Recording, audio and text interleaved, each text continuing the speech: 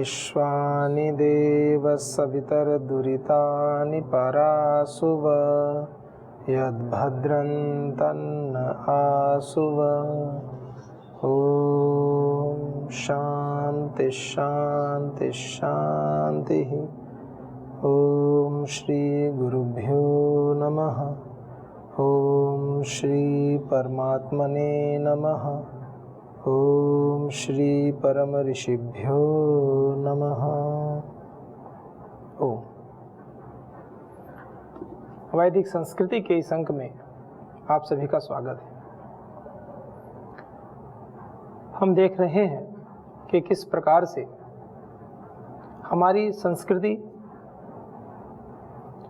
प्रत्येक विषय को समाहित किए हुए है। माने जीवन किस प्रकार जीना चाहिए और जीवन का अंतिम लक्ष्य क्या है, उसके आवश्यक अंग क्या हैं, सभी प्रयोजनों को समावेशित करते हुए इसका पूरा विवरण इसमें मिलता है। उपनिषदों के माध्यम से भी हम इसको देख रहे हैं। तो इसी के क्रम में केन उपनिषद, केन उपनिषद शब्द क्या बताता है? केन, किसके द्वारा? ये सारा समस्त जीव, जब जितना भी जड़ चेतन, पूरा अस्तित्व जितना भी है, किस प्रकार से वो चलायमान है, किसके द्वारा? अंततः सत्तात्मक चीज क्या है, उस ब्रह्म का, उस परमेश्वर का बोध कराने के लिए। तो इसी क्रम में हम आगे क्या देख रहे हैं? हमने पहले देखा इसमें कि वाणी से वो, हम जो वाणी से शब्द बोलते हैं, तो वो शब्द भी क्या है? क्या वो ब्रह्म है? क्या वो भगवान है? तो इसमें कहा गया कि वो उससे भी परे है। ये वाणी का विषय नहीं, चक्षु का विषय नहीं। वहां चक्षु नहीं जाती, वहां वाणी नहीं जाती। तो इसी में बता रहे हैं मंत्र में, यद वाचा अनभ्युदितम, यद वाचा अनभ्युदितम, जो वाणी से प्रकाशित नहीं होता। वाचा, व्याकरण पढ़ेंगे थोड़ा सा तो उसमें पता चलेगा आपको। वाच प्रातिपदिक का तृतीया विभक्ति एक वचन में रूप चलता है, वाचा, वाणी के द्वारा। तो यद वाचा अनभ्युदितम, अप्रकाशितम, जो वाणी के द्वारा प्रकाशित नहीं है। वाणी से आप उसका वर्णन नहीं कर सकते ऐसे कि वाणी से तो आप क्या कर सकते हो? शब्द बोलते तो है। क्या स्वाद का वर्णन किया जा सकता है वाणी से? व्याख्यान तो कर देंगे आप कि मीठा है, ऐसा है, लेकिन मीठा कैसा है, किस प्रकार का मीठा है, कैसे बताओगे? आम का मीठा है ऐसे बोलोगे? ये लड्डू है, ये विशेष मीठा है, लड्डू, ये रसगुल्ला जैसा है या गुलाब जामुन है। लेकिन मीठ है, जो अंतिम तत्व है, मिठास, वो वाणी से व्यक्त नहीं कर सकते। यह तो अनुभव का विषय है। तो वही बताना चाह रहे हैं कि ईश्वर कैसा है। यद वाचा अनभ्युदितम, वाणी से आप उसका, उपनिषद जो है ना, अंततः ग्रंथ होते हैं। उपनिषद कैसे हैं? अंततः, माने वो कोई प्रारंभिक अवस्था के ग्रंथ नहीं होते। तीन प्रकार की चीजें होती हैं, ज्ञान, कर्म, उपासना। तो ज्ञान जो पहली सीढ़ी होती है वो सामान्य होता है, शाब्दिक ज्ञान होता है, हम करते हैं, पढ़ते हैं, बच्चे पढ़ते हैं। कर्म, कर्म करते हैं। और उपासना, उपासना पद्धति को अपना, ईश्वर के समीप बैठना, उसका जब तब ध्यान आदि करना। ज्ञान, कर्म, उपासना के बाद में जो ज्ञान उत्पन्न होता है बोध रूपी, उस ज्ञान को अल्टीमेट रूप से बताते हैं उपनिषद। तो ईश्वर का विषय ऐसा नहीं है कि आप की वाणी से बता दो कि ऐसा भगवान है, ऐसा नहीं है। वाणी तो बता ही नहीं सकती उसके विषय में। हाँ, उनकी महत्ता को बता सकते हैं हम, उनकी महत्ता के विषय में बता सकते हैं कि वो कैसे हैं, कितने महान हैं। उनके गुणों के आधार पर बता सकते हैं। जैसे परम श्रद्धेय श्री स्वामी जी महाराज के ऐश्वर्य को हमें बताना हो कि परम श्रद्धेय श्री स्वामी जी कैसे हैं, तो हम उनके ऐश्वर्य के रूप में, उनका जितना भी सेवा कार्य है, उसका विस्तार है, उसके रूप में बता सकते हैं। तो उससे एक आइडिया तो लग जाता है। और चूंकि परम पूज्य श्री स्वामी जी तो हमारे सामने हैं, फिजिकल फॉर्म में है, लेकिन हम उसकी बात कर रहे हैं, उस परमपिता परमात्मा की जो निराकार है, जिसका रूप नहीं है। तुम हो निर्लेप नारायण, कहाँ चंदन लगाओ में, ऐसे आता है। भुजाएं हैं न गर्दन है न सीना है न पेशानी, ऐसे तुम हो निर्लेप नारायण।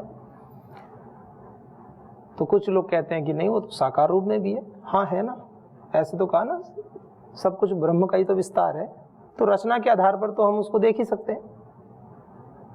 किसी ने मोबाइल बनाया तो हम समझ सकते हैं कि अच्छा व्यक्ति देखो कितने अच्छे से बनाया, किसी ने माइक बनाया है, टेबल्स बनाई है, यानी रचना को देखकर रचनाकार का ध्यान तो कर सकते हैं ना। कारपेंटर को बुलाकर देख सकते हैं, मिल सकते हैं, लेकिन भगवान जी की ऐसी फॉर्म नहीं है कि हम बुला करके देख लें और मिल लें कि हाँ ये भगवान जी आ गए। ऐसे अनुभव का विषय है। और जीवन में कितना अनुभव का विषय, दर्द होता है तो अनुभव का ही विषय है। कोई देख सकता है क्या? कोई कितना ही बड़ा डॉक्टर हो, कितनी पढ़ाई कर ले, वो दर्द को देख नहीं सकता फिजिकली कि ये दर्द नीले रंग का है कि पीले रंग का है, कि इसका आकार क्या है, प्रकार क्या है, चाहे सर का हो, चाहे हाथ का हो, चाहे पेट का हो। दर्द को व्यक्त नहीं कर सकते आप कि व्यायाम करने से दर्द उत्पन्न हुआ है, चोट करने का दर्द है। आप ये तो कहोगे हाँ दर्द बहुत तेज हो रहा है, लेकिन उसका वर्णन नहीं कर सकते, शब्द नहीं दे सकते, एक सीमा है। ये तो वो उदाहरण मैंने दिए जो आपके हमारे खुद के अनुभव भी हैं, दैनिक उदाहरण है। तो ईश्वर तो यद वाचा न भीतित, तो उसका जो वर्णन है वो तो वाणी कैसे कर सकती है? जब वाणी हमारे इतने सामान्य विषयों का भी वर्णन नहीं कर पाती है, तो ईश्वर का वर्णन कर कैसे सकती है? आप कहेंगे ईश्वर के विषय में इतनी सारी बातें हैं, आचिंत्यम अव्यवहार्यम, ऐसे अव्रणमसनाविरम ऐसे कहा है, तो वो उसके स्वरूप के विषय में ऐसा नहीं कि ईश्वर ऐसा है, एक कुछ गुणों के विषय में बताया है, कुछ नेति करके बताते हैं कि परमात्मा ये भी नहीं है, ये भी नहीं है। महाभाष्य में एक ऐसा विषय आता है, गौ के विषय में पूर्व पक्षी ने, शिष्य ने जिज्ञासा की आचार्य से, गाय क्या है? तो उन्होंने कहा कि क्या ये जो सासना लांगोल ककुद खुर विषाणी नाम ऐसे करके पूछते हैं? तो उन्होंने कहा इस लक्षण वाली तो गाय होती है, इस लक्षण वाली गाय होती है, अंततः ऐसे बताया उसको। लेकिन उसमें कई प्रकार से प्रश्न किए उन्होंने, तो उसमें क्या है, लक्षणों के आधार पर परिचय किया जा सकता है, लेकिन जो चीज हमारे सामने उपस्थित है, अर्थ उपस्थित है, तब तो हम उसका बोध कर सकते हैं।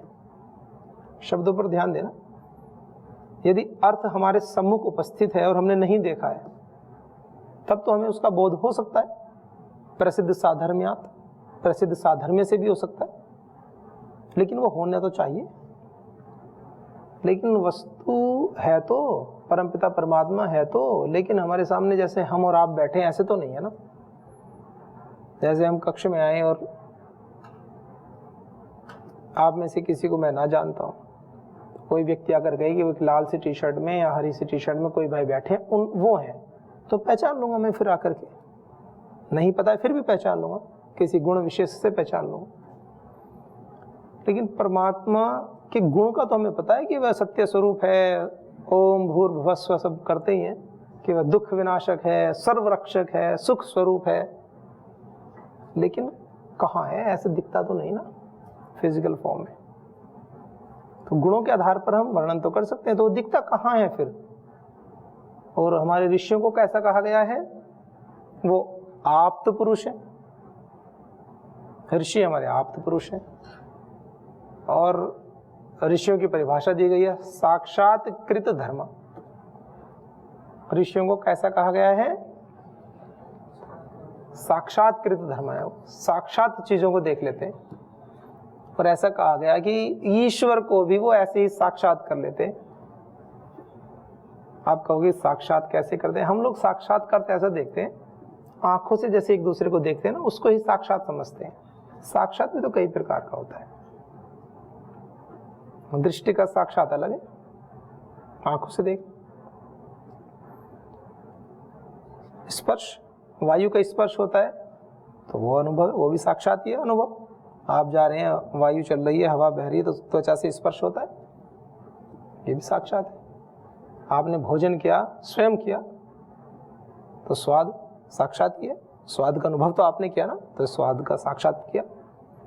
कुछ सुना, मैं बोल रहा हूँ, आप सुन रहे हैं, आप बोल रहे हैं, हम सुन रहे हैं, सृष्टि में इतना, तो हमारे कर्णों के माध्यम से जो ध्वनि का प्रवेश हो रहा है, साक्षात ही अनुभव कर रहे हैं। सुन, गंध ले रहे, सुगंध है, दुर्गंध है, जो भी है, तो साक्षात भी कई प्रकार का होता है। तो उसी प्रकार से उसी साक्षात को और थोड़ा गहराई में जाकर के, मन से भी पार जाकर के, अंतरतम की गहराई में जाकर के, जब एक साधक बैठता है स्वच्छ चित्त करके, निर्मल चित्त की अवस्था में, अपने समस्त राग द्वेषों को दूर करके, समस्त विकारों से पार जाकर के, अपने जीवन की समस्त अशुभ को नष्ट करके जब शुभ के पथ पर वो आरोहण करता है, तो निर्मल चित्त की स्थिति जब होती है तो उसका आभास होता है, तो परमात्मा का साक्षात्कार होता है।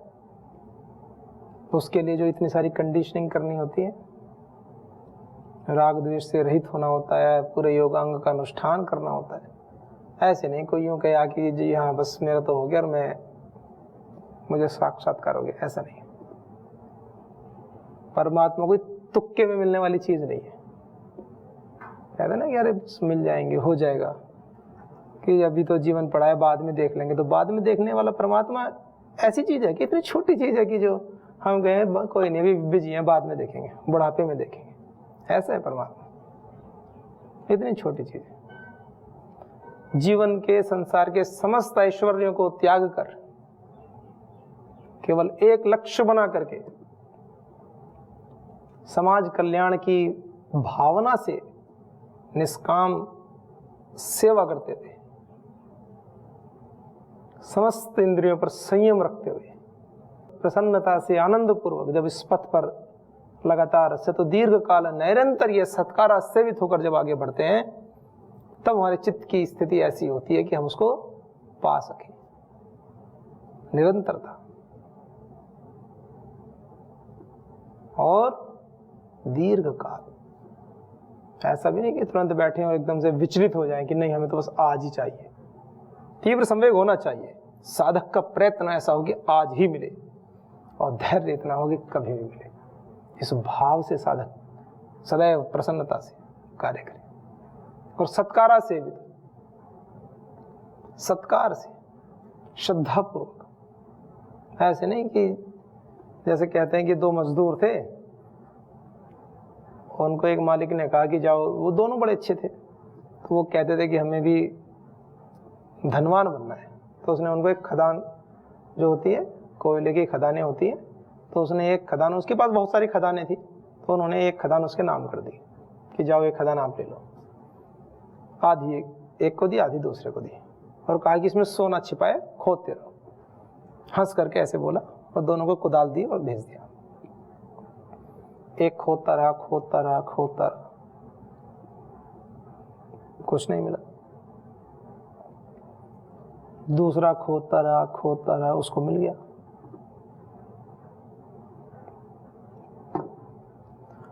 जिसको मिल गया थोड़ा सा, वो तो प्रसन्न होकर चला गया, थोड़ा मिला और चला गया। अब दूसरा निरंतरता से लगा रहा, मिल नहीं रहा था। एक बार मालिक के पास गया, उसने कहा कि उसको तो इतनी जल्दी मिल गया सोना, मुझे मिल ही नहीं रहा है। तो उसने कहा श्रद्धा से, मैंने कहा तो है ना, खोदता रहे, मिलेगा, मिल जाएगा, ना तो ना से, लेकिन श्रद्धा से लगा रहा। खोदते खोदते खोदते खोदते उसको तो थोड़ा मिला था, उसको तो पूरा सोना ही आ गया नीचे तक पूरा। मन निरंतरता से लगे रहना होता है, और सत्कार श्रद्धा से। किसी को अतिथि को भोजन करा रहे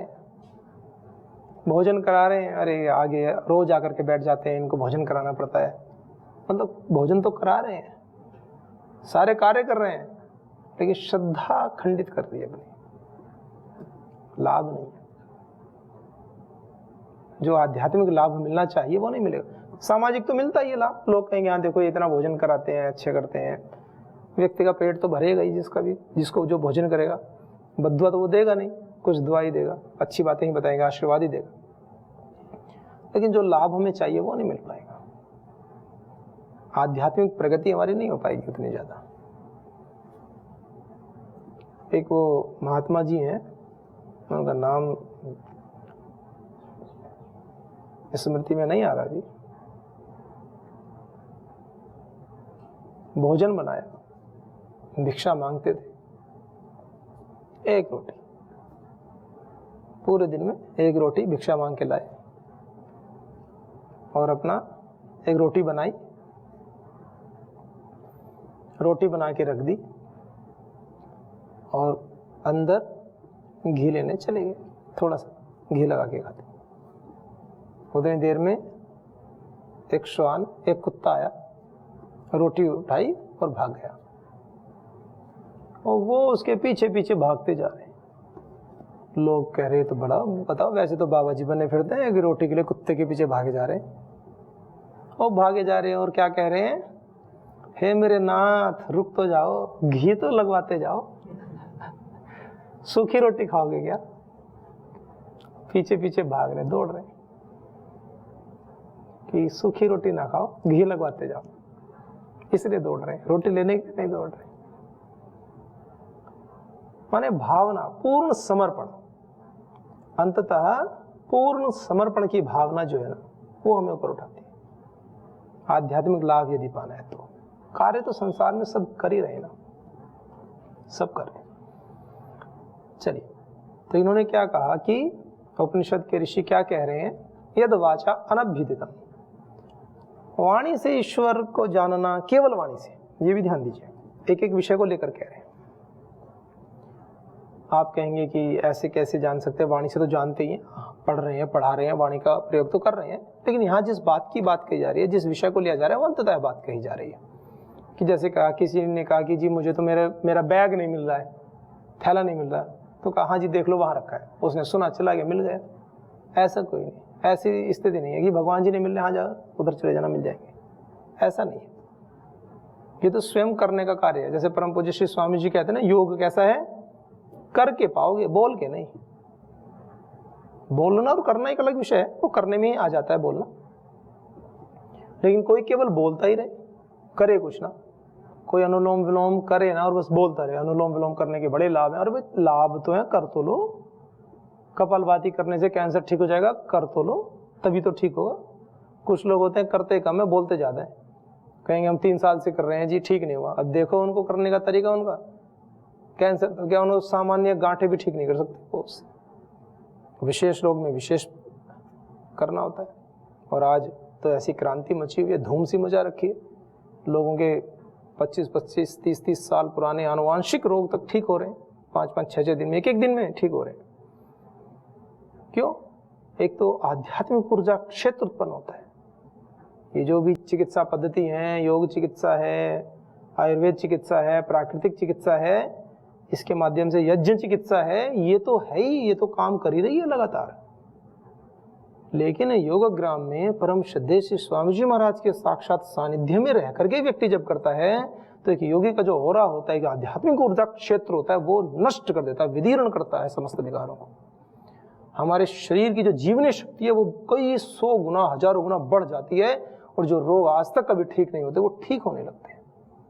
उसका अगर कैलकुलेशन किया जाए तो उसकी तो गणना ही नहीं कर सकते आप। औषधियों का प्रभाव तो है ही, लेकिन ये जो गुरु तत्व होता है, श्रद्धा तत्व होता है, श्रद्धाम भगस्य मूर्धनि वत्सा वेदयामसि, शीर्ष पर विराजमान है श्रद्धा तत्व, ऐसा है। तो बता रहे हैं यद वाचा अनभ्युदितम, ये वाणी से कैसा है, जो अप्रकाशित है। येन वाग अभ्युदित, येन वाग अभ्युद्यते, वाणी से अप्रकाशित है, लेकिन जिसके द्वारा वाणी प्रकाशित होती है, ये वो है। भगवान जी कैसे हैं, वाणी से प्रकाशित नहीं होते, वाणी उनसे प्रकाशित होती है। वो ना हो तो आप बोल ना पाओ। मैं कहता हूं ना, परमात्मा कैसा है सृष्टि में, ठसाठस भरा हुआ है। कैसा है, ठसाठस, कण कण भी ऐसा नहीं, एक भी कण ऐसा नहीं है जहां परमात्मा ना हो, और एक कण ऐसा ना हो जिसमें परमात्मा न हो। अब अपना पात्र देख लो, अपनी पात्रता अर्जित करो। समुद्र है, आपके पास छोटा सा लोटा होगा तो छोटा थोड़ा पानी ले पाओगे, विशाल पतीला लेके जाओ तो विशाल ले लो। वो तो समुद्र है, जिसकी जितनी पात्रता, अपनी अर्जित करो, बढ़ाओ, आनंद लो। समुद्र में कोई कमी नहीं होगी। उस परम पिता परमात्मा के प्रेम में, करुणा में कोई कमी नहीं होने वाली है। येन वाग अभ्युद्यते, जिससे वाणी प्रकाशित होती है, वो वाणी से प्रकाशित नहीं होता, वाणी उससे प्रकाशित होती है। तदेव ब्रह्म त्वं विद्धि, तदेव उसको ही, जिससे वाणी प्रकाशित होती है उसको ही, तदेव ब्रह्म भगवान तुम विद्धि, तुम जानो। वाणी से नहीं, वाणी जिसके द्वारा, मूल में क्या है, अंततः क्या है, इस प्राणों के पीछे क्या है, वाणी के पीछे क्या है। फिर कहा नेदम यदिदम उपासते न इदम ब्रह्म, ये ब्रह्म नहीं है। कौन सा? यद इदम उपासते, जिसको तुम लोग उपासना करते हो। हम किसकी उपासना करते हैं? कहने की बात यह है, ईश्वर को पाने के लिए बहुत ज्यादा तामझाम की भी आवश्यकता नहीं है, करने की आवश्यकता है, खुद को तपाने की आवश्यकता है, प्रतिपल उसके प्रिय बनने की आवश्यकता है, उसके प्रेमास्पद बनने की आवश्यकता है। वो तो तैयार है, वो तो प्रेम स्वरूप है ना, उनकी तो प्रतिज्ञा है। वो तो हमारे विकारों को भी नष्ट करने के लिए प्रतिक्षण तैयार है। पर हम करें तो, हम तो आगे बढ़े, हम थोड़ा सा हाथ ऊपर तो करें। वो तो ऊपर से उतर के नीचे, ऊपर से तो क्या उतरेंगे, सब यहीं रहते हैं। ये तो अलग अलग लोगों ने बना रखी कि वो एक दूसरे 7वें 8वें 10वें पता नहीं कहाँ रहते हैं। भगवान तो सब जगह रहते हैं। आंखें बंद करो तो अंदर, खोल लो तो बाहर। वो तो ऐसे, अंदर अनुभव करना चाहो तो अंदर बंद कर लो, खोल लो तो बाहर, सब उसी का रूप है। और पतंजलि योगपीठ एक ऐसी संस्था है जो कर्म प्रधान संस्था है, जो ईश्वर के उस निष्काम रूप के द्वारा, निष्कामता के द्वारा प्रवृत्ति को पोषित करती है, निवृत्ति मूलक प्रवृत्ति को पोषित करती है। क्योंकि यदि व्यक्ति को कार्य न दिया जाए तो व्यक्ति ईश्वर को पाना बड़ा असहज हो जाता है, वो स्वयं भटक जाता है। और निष्काम कर्म करना मजाक बात है, ये ईश्वर की ओर जाने का ही तो मार्ग है निष्काम कर्म। निष्काम कर्म, कर्म संन्यास की बात नहीं है। और वो कर्म संन्यास भी जो कहा गया वो बिल्कुल कर्म संन्यास, काम करने से संन्यास नहीं है, कर्म फल की इच्छा से संन्यास है, यश से संन्यास है, सम्मान से संन्यास है, कीर्ति से संन्यास है। मन में ऐसा भाव ना हो कि हमने तो इतना बड़ा काम कर दिया, हमें सब सम्मान देंगे। बहुत काम करो, बिल्कुल खो जाओ 100%, और जब सम्मान की बात आए तो पीछे की पंक्ति में कहीं कोने में हो, ऐसी भावना चित्त की। मिल जाए तो अच्छी बात है, ना मिले तो बहुत अच्छी बात है। महर्षि दयानंद सरस्वती जी कहते हैं, संसार का उपकार करना इस समाज का मुख्य उद्देश्य है। अर्थात बात ये समझने की है, सभी चाहते हैं संसार का उपकार करना, था लेकिन कैसे करेंगे। सेवा करने गए एक दिन, बाद में 2 को बुखार हो गया, 1 की कमर में दर्द हो गया, 3-4 के सर दुखने लगे, 5-6 को गैस बनने लगी। फिर पता चला कि उनकी सेवा हो रही है 7 दिन तक, जो सेवा करने गए थे। ऐसे थोड़ी होती सेवा। अर्थात शारीरिक, आत्मिक और सामाजिक उन्नति करना, तीसरा सोपान है सामाजिक उन्नति। सबसे पहले शारीरिक उन्नति, योग प्राणायाम के माध्यम से, व्यायाम के माध्यम से शरीर को स्वस्थ बनाना। पहले शारीरिक उन्नति हो कि हम अपने शरीर को इतना स्वस्थ रख लें कि हमें किसी की सेवा की आवश्यकता ना हो, हम अन्यों की सेवा कर पाए। फिर आत्मिक उन्नति, जो भी निष्काम भाव से कर्म किए जाते हैं, चाहे विद्या में पुरुषार्थ हो, वो भी निष्काम होना चाहिए। इस भाव से नहीं कि हमें हमारी प्रशंसा होगी, निष्काम भाव। ईश्वर के लिए पढ़ रहे हैं ऐसा भाव, अपने गुरु के लिए पढ़ रहे हैं, गुरु आज्ञा है इसलिए पढ़ रहे हैं, और टूट के पढ़ो पूरा, एक क्षण भी इधर उधर व्यर्थ नहीं करना। ये विद्या की सेवा है, शिक्षा, जो संपूर्ण मनुष्य को, संपूर्ण जगत को बदलने की सामर्थ्य रखती है, वो सेवा हम कर रहे हैं। और अंततः जब आपका दीपक प्रकाशित हो जाएगा, शारीरिक आत्मिक उन्नति हो जाएगी, तो सामाजिक उन्नति तो परिणाम है। किसी ने अपना दीपक प्रकाशित कर दिया तो उससे यूं थोड़ी कहना पड़ेगा कि भैया इसको प्रकाश देना, प्रकाश भी देगा। ये तो देगा। जहां भी जाओगे प्रकाशित होकर के, जहां भी रहोगे, जो भी सेवा करोगे, प्रकाश ही प्रकाश होगा, क्योंकि आपने अपने दीपक को प्रकाशित कर दिया है। और जब दीपक प्रकाशित हो जाता है, वह स्वयं को भी प्रकाशित करता है और दूसरों को भी प्रकाशित करता है। प्रदीपवत उदाहरण देते हैं, दर्शनों में ऐसा उदाहरण देते हैं कि हमें प्रदीपवत होना चाहिए। जैसे यहाँ पर एक थैला रखा है और दूसरा थैला भी रखा है, तो ये थैला इस थैलों को प्रकाशित नहीं कर सकता, लेकिन दीपक के साथ ऐसा नहीं है। दीपक एक जला दो, वो खुद को, तो दीपक, जलते हुए दीपक को आप देख तो सकते हो कि कितने दीपक जल रहे हैं। वो अपने प्रकाश में स्वयं को भी दिखा देता है कि हाँ एक दीपक जल रहा है, और अन्यों को भी प्रकाशित कर देगा। तो हम भी अपने जीवन को ऐसे बनाएं, निष्काम कर्मों से गुरु आज्ञा में जी करके, सारी निराशाओं को, सारे विकारों को, अनावश्यक प्रश्नों को तुरोहित कर दें अपने जीवन से।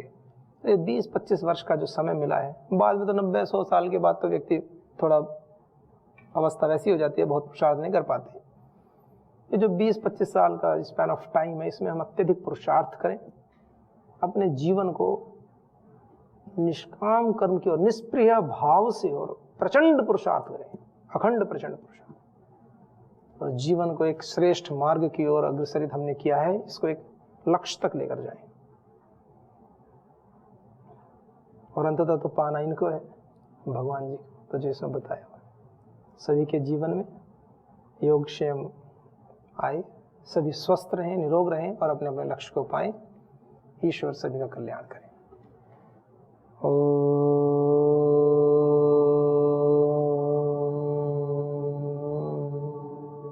शांति शांति शांति। ओम श्री गुरुभ्यो नमः। ओम सर्वेभ्यो नमः।